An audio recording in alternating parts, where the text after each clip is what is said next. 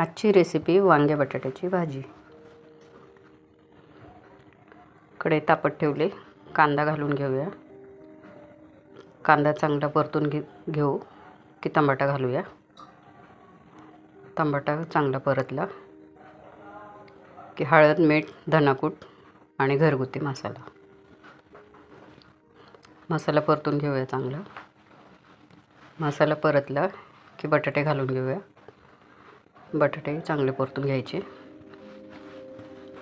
बटाटे परतून झाले की लगेचच वांगे घालून घेऊया। वांगे पण चांगले परतून घ्यायचे मसाल्यामध्ये।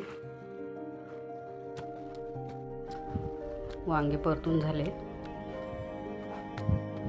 की लगेचच थोडं शेंगदाण्याचं कूट घालून घेऊया। कुठेही चांगलं परतून घेऊया आणि झाकण ठेवून 10 ते 15 मिनिटं वाफ काढून घेऊया। तयार आहे आपली आता वांगे बटाट्याची ही माझ्या पद्धतीने केलेली भाजी।